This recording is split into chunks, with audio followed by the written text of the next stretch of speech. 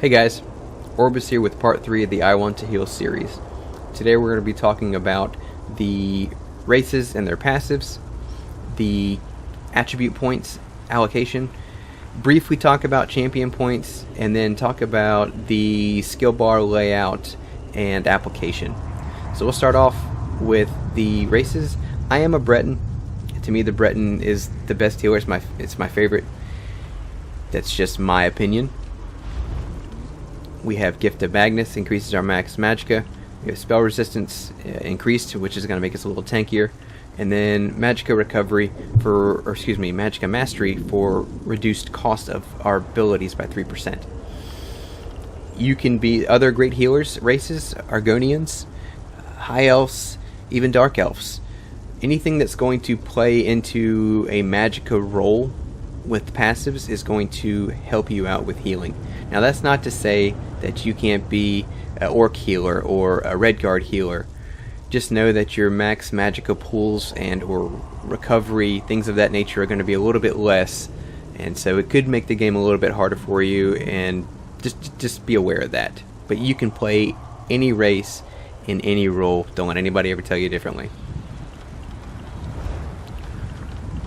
We'll move on to the character sheet. So we look at this is unbuffed. My magicka max is at 30,000. My max health is 18,000. Max stamina is 10,000. Recovery is at 2781. Spell damage 1132. Crit 34.9. Spell resistance 17k and physical resistance 12k. I am using the Witch Mother's Potent Brew, increasing our max magicka and max health, and then also giving us the magicka recovery. I do use the Atronach Mundus, which increases our magicka recovery. So this character that I have plays heavily into recovery. As you see here, I don't have all the points allocated in just one group. Usually with DPS, they're all pumped into one, like magicka, or for stam base, all into stam. However, as a healer, now you could pump all 64 points into magicka. Just know that your max health is going to be a little bit less. I like to personally sit at around 18,000 health unbuffed from the tank wearing Ebon armor. So what I did was I put on the gear that I typically use, and then I put my food on to make sure I had my food that I normally use, and then I went and allocated my points to get that 18,000 health. So it took me 13 points to get up to 18.5, and I pumped the rest into magicka. Now know that I talked about in the skill video that there were skills that are going to buff some of our stats. As we see, we went up to 25,000 spell resistance and 20,000 physical resistance. Now I do have a little bit of CP allocated into my physical resistance to bring it up to the 20,000.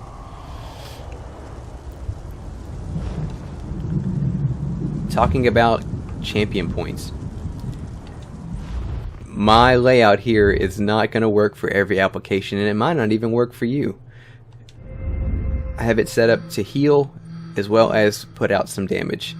So went with 75 points into Blessed. Gives us a flat value of 14% increase to our healing done.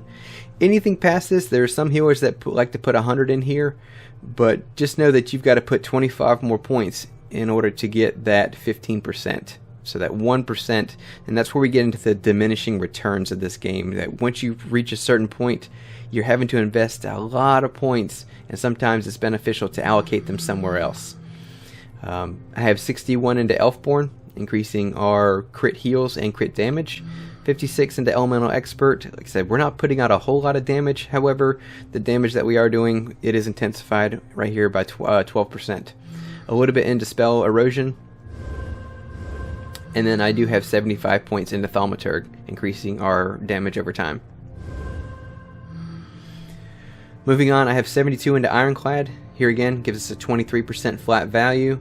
You would have to go up to 81 in order to get the next flat value.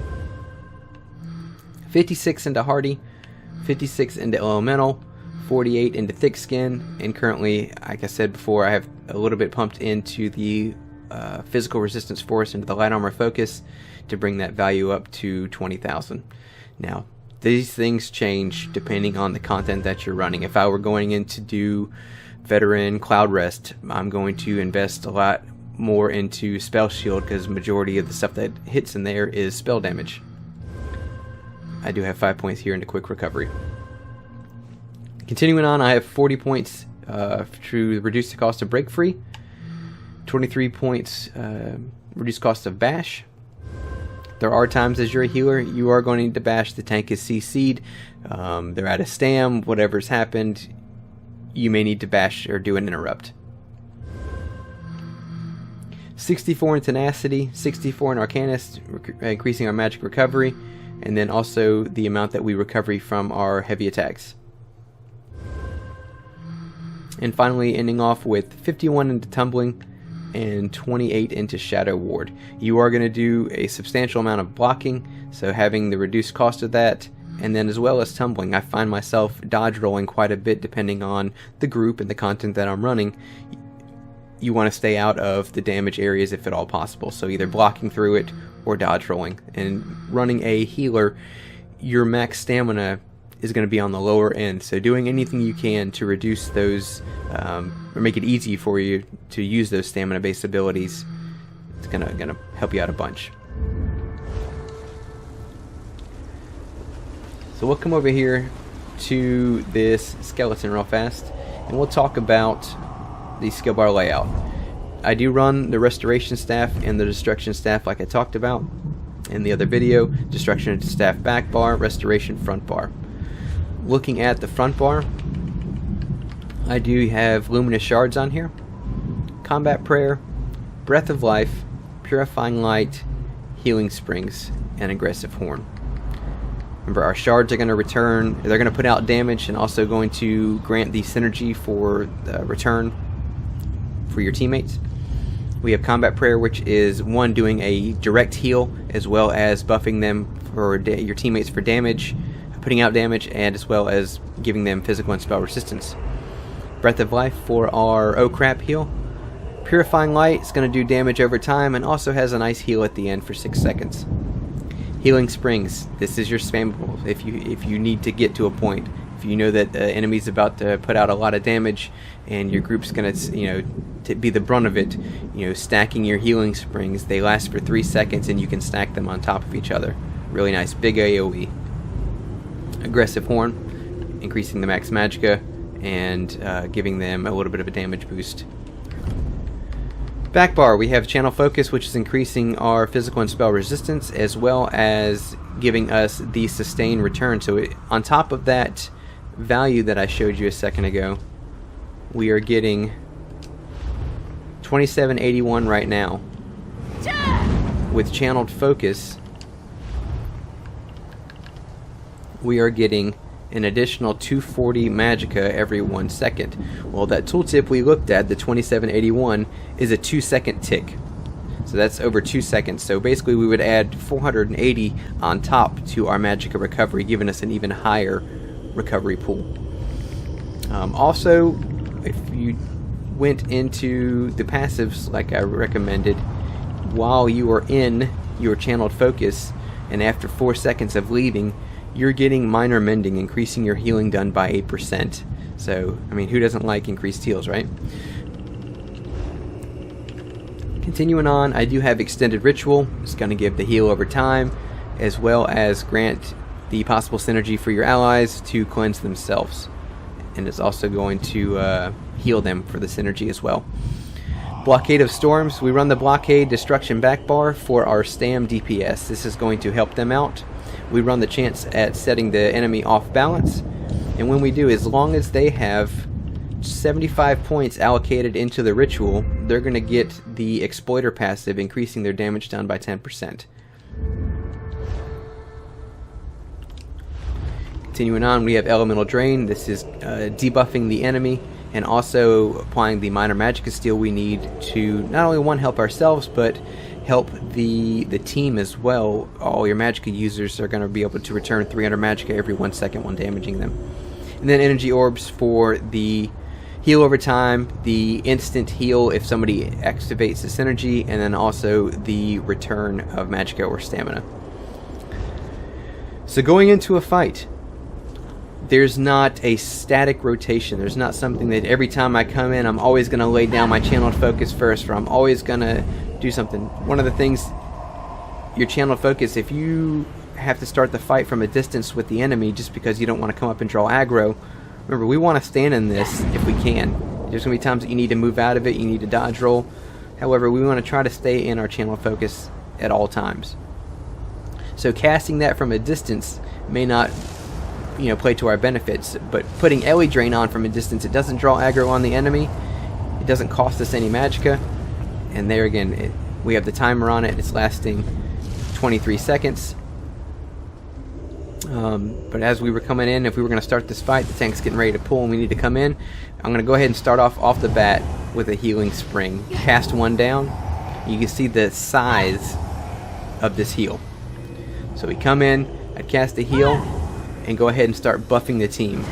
Combat Prayer is down, I'm going to add in my Purifying Light, maybe throw another breath, or not breath, but healing spring. Go ahead and throw my shards out. Swap to my back bar, lay down my channel, lay down my Lingering Ritual, make sure that I keep up my buffs at all times. So anytime if you need to take a draw on your heavy restoration staff or even your lightning staff, anytime you're going to be putting out damage, we want to make sure that we have our heals up, our heal over time. So making sure that your Lingering Ritual or Ritual of Retribution is out, making sure that we've got a spring up, and then maybe throw in some orbs. So we'll say that this is a 2 boss fight, and we've got something going on over here, the group's over here, but we have a tank over here who's kind of standing by himself, and he needs a shard. He calls for a shard. We want to make sure that our buffs and stuff are up over here. He calls for the shard. We'll make sure the heal over times are down, throw an orb or two, and then I'm going to look over, throw my tank a shard, come back, and continue on. But the moment you have to look away or turn or even move, not having your heal over time up can, be detrimental to your team. Now your synergies. The users can only activate synergies. They have a 20-second cooldown. Running 4-man content, you're going to notice that you can kind of keep track of the 3 other allies of when they hit him. You throw your shards at the tank, he activates them, or she, I say he or she, and then your DPS synergizing the orbs. So you don't have to sit there and spam your orbs again. Now, they're great heals, you want to put them out, but there's other things that you could be doing because they're not going to take advantage of the synergies until after 20 seconds. Now, after 20 seconds, remembering to recast those things. So if my tank was standing here, I could look over and cast my orbs to the DPS, where you're standing at, and making sure that it goes over towards them. So there's not any static rotation. Your skills are going to also change depending on what you're doing. So even this extended ritual, if I needed to, say if I was going to do heal Hall of Fabrication, I need something that's going to take away or cleanse instantly. So I would come down here and I would slot Efficient Purge instead of that, because I'm going to need the to purify them instantly versus waiting on them to synergize, and it's going to be hit several times.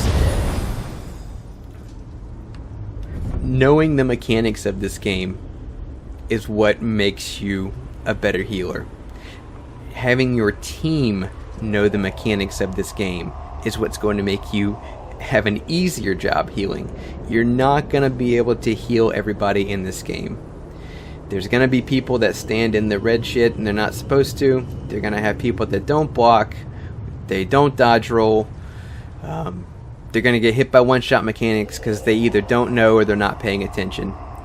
So being aware of those things is going to help you a better healer. If you know that the boss is about to put out a heavy attack that the tank takes substantial damage even through blocking, we can be prepared to, if we needed to spam more heals on that tank or that group, if, like I said, if you had a spammable, it would be your healing springs. You just don't want to get caught up, and that's all you do. You don't want to just sit there and run around and do springs. There's so much other things that you could be doing. Like I said, buffing your team, throwing those synergies, and going from there. Now, you can return your resources with both staffs. Just know that your heavy attack on your restoration staff is going to help you out in returning your resources a lot quicker. So what we're going to do here is we're going to burn through our Magicka real fast. Like I said, we're sitting at the 30k, 2781 unbuffed recovery. We're going to burn everything down, and we're going to do heavy attacks. 1 heavy attack, 2 heavy attacks, 3 heavy attacks, going to put us about 85%, 86%, and then we get the tick from our Magicka recovery, pushing us pretty much at full at that point. So remembering to heavy attack when you need to return your resources.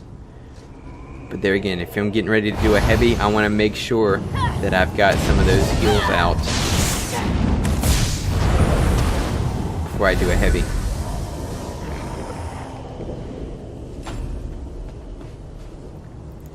The more you play this game, the easier it's going to get.